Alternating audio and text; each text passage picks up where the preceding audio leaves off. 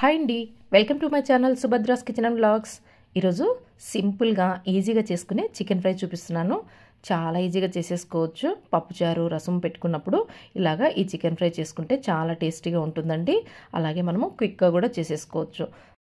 So ఈ chicken fry కోసము kilo chicken తీసుకొని నీట్గా వాష్ చేసి పక్కన పెట్టుకున్నాను. నెక్స్ట్ దీనికి మసాలాలు వేయించుకోవాలండి. దీనికోసం పాన్ వేడైన తర్వాత ఇందులో 2 స్పూన్ల ధనియాలు, 1 స్పూన్ మిరియాలు, 1 స్పూన్ జీలకర్ర, అలాగే 4-5 లవంగాలు, కొంచెం చెక్క, 2 ఇలాచి, కారంకి సరిపడా ఎండుమిర్చి కూడా యాడ్ చేసుకోవాలి. నేను ఇక్కడ 5 ఎండుమిర్చి యాడ్ చేసుకుంటున్నాను. ఇప్పుడు వీటన్నిటిని సిమ్లో పెట్టి డ్రై రోస్ట్ చేసుకోవాలండి. మసాలాలు మనము అప్పటికప్పుడు వేయించి వేసుకోవడం వల్ల ఫ్రై అనేది చాలా టేస్టీగా వస్తుందండి. చూడండి, ఇలా వేగిన తర్వాత మసాలాలు మనము వేరొక బౌల్లోకి తీసుకుని వీటిని చల్లార్చుకోవాలి. ఇవి చల్లారిన తర్వాత మిక్సీ జార్లో వేసుకుని వీటిని పొడి చేసుకోవాలండి.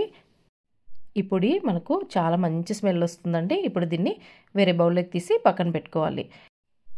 నెక్స్ట్ ఫ్రై కోసం ఒక పాన్ పెట్టుకుని ఆయిల్ యాడ్ చేసుకుని ఆయిల్ వేడైన తర్వాత సన్నగా పొడుగ్గా కట్ చేసి పెట్టుకున్నటువంటి ఆనియన్, పచ్చిమిర్చి చీలికలు యాడ్ చేసుకుని ఆనియన్ను కాస్త మగ్గించుకోవాలండి.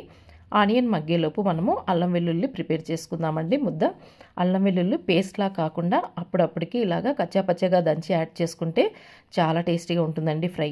ఇక్కడ నేను 10 నుంచి 15 వెల్లుల్లి, కొంచెం అల్లం యాడ్ చేసుకుని వీటిని కచ్చాపచ్చగా దంచుకుంటున్నానండి ఇలాగా రోల్లో.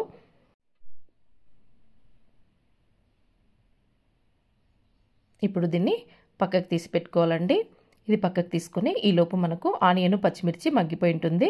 దీన్ని మరొకసారి మిక్స్ చేసి మనం దంచుకున్నటువంటి అల్లం వెల్లుల్లి ముద్దను యాడ్ చేసుకుని దీన్ని కూడా మరో 2 నిమిషాలు మగ్గించుకోవాలండి. స్టవ్ మీడియం ఫ్లేమ్లో పెట్టుకొని లిడ్లో వచ్చేసి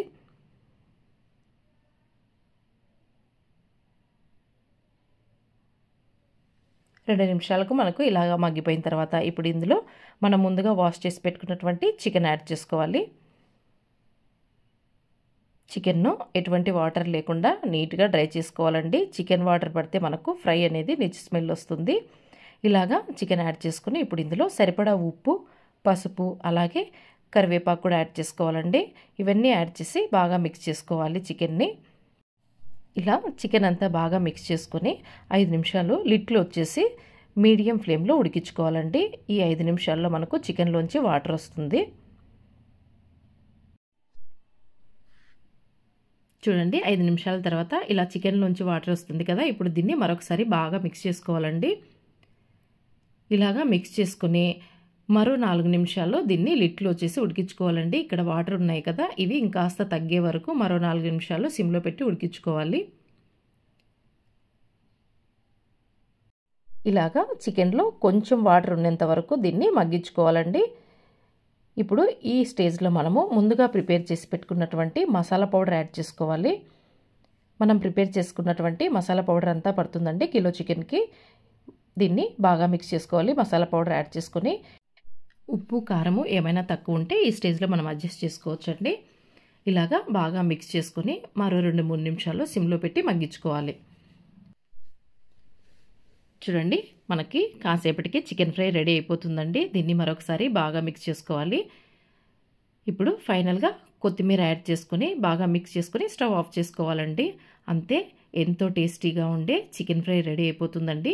మనం సర్వ్ చేసుకునే ముందర ఇందులో కొంచెం నిమ్మరసం యాడ్ చేసుకొని సర్వ్ చేసుకుంటే చాలా టేస్టీగా ఉంటుందండి. సో మరెందుకు ఆలస్యం, మీరు కూడా ట్రై చేయండి. చాలా టేస్టీగా ఉంటుందండి.